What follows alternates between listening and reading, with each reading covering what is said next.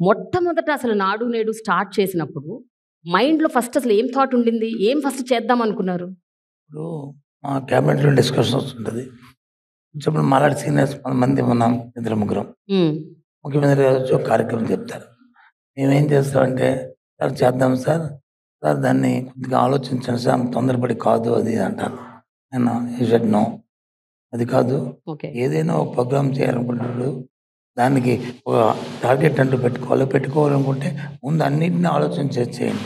Concept ఒక okay. ఒక కార్యక్రమం చేసి దాన్ని ఫుల్‌ఫిల్‌గా చేయండి. దాని ప్రకారం చూస్తే ఇప్పుడు రాష్ట్రంలో 45,000 స్కూల్స్ ఉన్నాయి. హ్మ్. ఈ 45,000 స్కూల్స్‌ని ఏదో పాడుపడిపోయిన స్కూల్‌ని మనం వచ్చి దాన్ని వచ్చి ఇంప్రూవ్ చేయడం గానీ, దాన్ని రెనోవేట్ చేయడం గానీ కాదు. 45,000 స్కూల్‌ని ఒక కాన్సెప్ట్‌లో పిల్లవాడు వచ్చి కిందన కూర్చోకూడదు. యాహ్! మా స్టూడెంట్ వచ్చి వాళ్ళకి బెంచెస్ ఉండాలి. దాంతో పాటు స్కూల్‌లో ఎలక్ట్రిఫికేషన్ ఉండాలి. దానికి ఫ్యాన్లు ఉండాలి. దాంతో పాటు కలర్స్ ఉండాలి. దాని ఫ్లోరింగ్ ఉండాలి. ఓకే. దాంతో పాటు స్కూల్ బౌండరీ ఉండాలి. దాంతో పాటు తాగడానికి డ్రింకింగ్ వాటర్ ఉండాలి. హ్మ్. డ్రింకింగ్ వాటర్ కూడా ప్యూరిఫైడ్ డ్రింకింగ్ వాటర్ ఉండాలి. ఇవన్నిటికంటే ముఖ్యంగా టాయిలెట్స్ ఉండాలి. యెస్. ఆడపిల్లలకి హ్మ్. ఇబ్బంది పడకూడదు.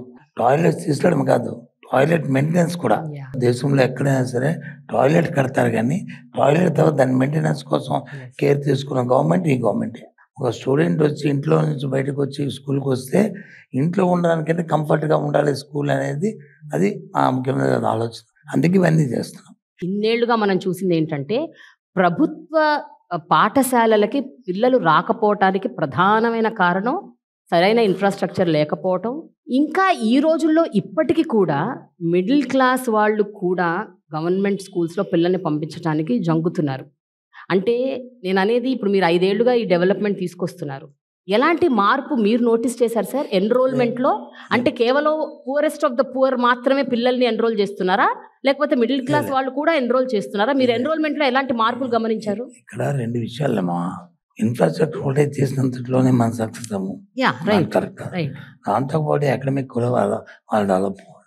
వాళ్ళకి ఇచ్చిన మన స్కూల్‌లో చెప్తున్న పాఠాలు గానీ, లేదా ఆ టీచర్స్ తీసుకున్న రెస్పాన్సిబిలిటీ పిల్లల కోసం ఆలోచన చేస్తున్నవి గానీ, వాళ్ళకి ఇచ్చిన అసైన్‌మెంట్‌లు గానీ, తర్వాత ఆలోచన చేస్తుంది గానీ, అలాగే సైమల్టేనియస్‌గా టీచర్స్‌కి వాళ్ళు టైమ్ టు టైమ్ వాళ్ళకి కావాల్సిన ఈ ల్యాబ్ ట్రైనింగ్స్ గానీ, వాళ్ళ కోఆర్డినేషన్ గానీ, మళ్ళీ అలాగే టీచర్స్‌కున్న ఇష్యూస్‌ని రిజాల్వ్ చేయడంలో గానీ, ఎందుకంటే మనిషి అనేవాడు సాటిస్ఫాక్షన్‌గా ఉంటేనే వాడు పిల్లలకి పాఠాలు చెప్పగలడు. వెళ్ళగలడు.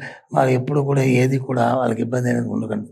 అటు టీచర్స్‌కి, స్టూడెంట్స్‌కి ఇద్దరిని కోఆర్డినేట్ చేసుకుంటూ ఇటు అకాడమిక్‌లో వీళ్ళకున్న ఇష్యూస్ ఏమున్నా సరే చదువుల్లో ఆటిల్లో వాళ్ళకి నీట్‌గా ఉండేటట్లు న్యూ ఎడ్యుకేషన్ పాలసీ ఏదైతే ఉందో, ఆ ఎడ్యుకేషన్ పాలసీలో గవర్నమెంట్ ఆఫ్ ఇండియా ఏవైతే రిఫార్మ్స్ తీసుకొస్తుందో దాన్ని మనం ఇండక్ట్ చేసుకుంటూ ఎక్కడా కూడా ఇబ్బంది లేకుండా అన్నీ ఒకదానికొకటి కోఆర్డినేట్ చేసుకుంటాం.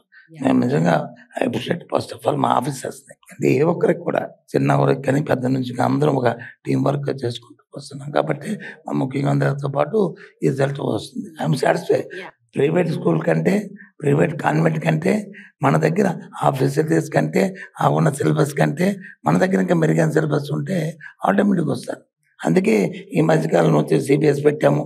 సీబీఎస్‌ని 1000 స్కూల్స్‌ని మనం మ్యాపింగ్ చేసాం.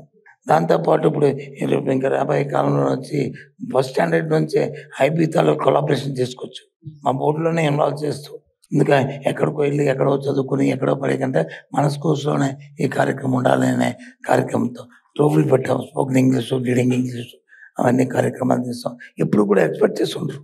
ఈ సొసైటీలో ఎప్పుడు కూడా ఇటువంటి కార్యక్రమాలు ఈ రాష్ట్రంలో వస్తాయి అనేది ఎక్స్‌పెక్ట్ చేయరు. ఇక్కడే కాదు దేశంలో ఏ రాష్ట్రంలో ఎక్కడో ఢిల్లీ లాంటి దగ్గర వచ్చి ఒకటో రెండో వచ్చాయి కానీ